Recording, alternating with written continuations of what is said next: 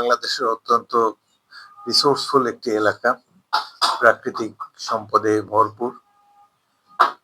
রাজধানীবাসীরা যেই মাছ এখানে প্রতিদিন তাদের ডাইনিং টেবিলে আসে, এর উৎপত্তি ভোলার সেই বিখ্যাত মেঘনা নদীর উৎস থেকেই আসে। ভোলাবাসী দীর্ঘদিন যাবৎ অনেক কষ্টের দিনাতিপাত করে। লঞ্চ ছাড়া মূল ভূখণ্ডের সাথে যোগাযোগের কোনো ব্যবস্থা নেই, এবং লঞ্চেও অনেক সময় দেখা যায় যে বর্ষাকালে অনেক লঞ্চ ডুবি হয়, বহু মানুষ, শিশু, বৃদ্ধ অকালে পৃথিবী ছেড়ে চলে গিয়েছেন এই লঞ্চ দুর্ঘটনার কারণে। ভোলাবাসীর দীর্ঘদিনের দাবি মূল ভূখণ্ডের সাথে একটি সেতুর মাধ্যমে ভোলাকে যুক্ত করা। এজন্যে অনেকদিন ধরেই ভোলাবাসী আগ্রহ প্রকাশ করে এসেছেন এবং নানান ধরনের আন্দোলন। এই মুহূর্তেও ভোলার তরুণেরা এখানে অনশন ধর্মঘট করছে শাহবাগ চত্বরে, দেশবাসী এবং সরকারের দৃষ্টি আকর্ষণের জন্য। ভোলাবাসীদের প্রধানত প্রধান দাবি এই সেতুটি। তারপর ভোলা একটি বিশ্ববিদ্যালয় এবং কারিগরি বিশ্ববিদ্যালয় স্থাপন করা, একটি মেডিকেল বিশ্ববিদ্যালয়, একটি মেডিকেল কলেজ স্থাপন, ভোলাকে পর্যটন নগরী হিসাবে, পর্যটন এলাকা হিসাবে গড়ে তোলা, চতুর্দিকে মেরিন ড্রাইভ করা, শিল্পায়ন আমাদের দীর্ঘদিনের দাবি। গ্যাস এমনই একটি সম্পদ যেটিকে সঠিকভাবে ব্যবহার করলে জাতির উন্নয়নের সাথে সাথে ভোলাবাসীরও ভাগ্যের উন্নয়ন হতে পারে। এই ব্যাপারে ভোলা মানুষ বর্তমানে ঐক্যবদ্ধ। অনেকদিন ধরে তারা সরকারের দৃষ্টি আকর্ষণের চেষ্টা করছে। ভোলা ইতিমধ্যে একটি গ্যাস কারখানা, ইউরিয়া সার কারখানা প্রতিষ্ঠিত হয়েছে। ভোলার যে গ্যাসের যে রিজার্ভ, এটি দিয়ে আরো দু একটি ইউরিয়া কারখানা করা যেতে পারে। এবং এই পৃথিবীতে বর্তমানে এই গ্যাস নিয়ে তো যুদ্ধ পর্যন্ত চলছে। গ্যাস একটা মূল্যবান একটি সম্পদ আল্লাহ রাব্বুল আলামিন ভোলাবাসীকে দিয়েছেন।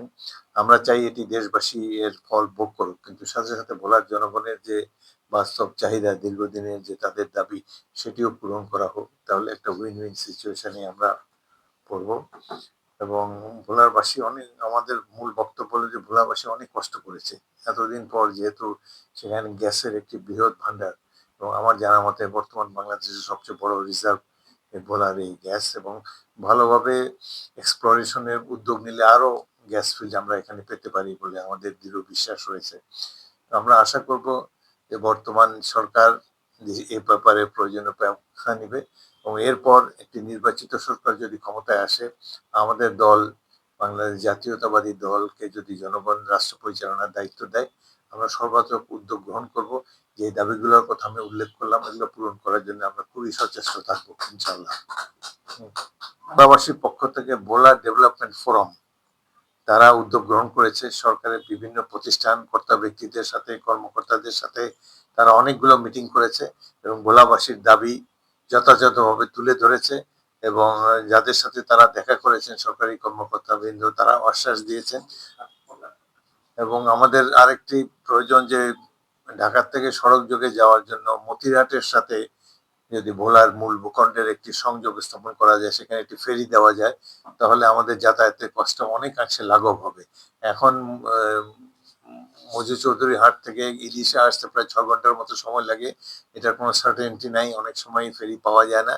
এখানে ডিস্টেন্স অনেক কম থাকবে, সুতরাং এইখানে এই মতিরহাটে যদি ফেরিটা এখানে করা যায়, ভোলাবাসী অত্যন্ত উপকৃত হবে। ঠিক আছে, জনগণ তারা অত্যন্ত ঐক্যবদ্ধ। দীর্ঘদিন তারা উন্নয়নের কোনো স্বাদ পায়নি। এত সমৃদ্ধ একটা জেলা ভোলা, এটি সম্পর্কে বাংলাদেশ মূল ভূখণ্ডে অনেক মানুষ জানেই না। তারা অনেকে মনে করে জোয়ার ভাটায় বোধহয় তলিয়ে যায় ভোলা শহর।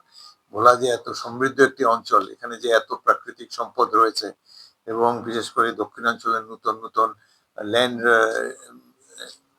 রিক্লামেশন হচ্ছে, এবং এই বাংলাদেশে যখন জনসংখ্যার চাপে বাংলাদেশের জনগণ বিড়ম্বিত হবে, সে সময় এই জনসংখ্যার চাপ কমাতে দক্ষিণাঞ্চলে যে নতুন জেগে ওঠা ভূমি, এটা অনেক গুরুত্বপূর্ণ ভূমিকা রাখবে। এবং অনেক জায়গায় যেমন নোয়াখালী অঞ্চলে আমার মন্ত্রণালয় ওয়াটার বোর্ড থেকে একটা বাঁধ দেওয়া হয়েছিল, তার ফলে অনেক হাজার হাজার একর জমি ভেসে ওঠে। এইভাবে আমরা যদি পরিকল্পিতভাবে ল্যান্ড রিক্লামেশনের ভূমি উদ্ধারের প্রকল্প আমরা গ্রহণ করি, তাহলে বাংলাদেশে অনেক সমস্যা এখানে সমাধান হবে। ভোলা এমনই একটি জায়গায় তার স্ট্র্যাটেজিক লোকেশন আছে, এখানে যদি সরকারের দৃষ্টি পড়ে, সরকারের আর্থিক আনুকূল্য আমরা পাই। ভোলাবাসী অত্যন্ত উদ্যমী, ঝড় ঝঞ্ঝার সাথে লড়াই করে এসেছে এবং সেই 12ই নভেম্বর 70 সালে সেই ভয়াবহ দুর্যোগ, আমি তখন সামরিক বাহিনীর সদস্য ছিলাম। 2 মাস আমি এই ভোলা, পটুয়াখালী এইসব অঞ্চলে রিলিফ ওয়ার্ক পরিচালনা করেছি। মানুষ অনেক সাফার করেছে সে সময়, দিনের পর দিন মানুষ লাশ কবরস্থ করার মতো কোনো ব্যবস্থা ছিল না।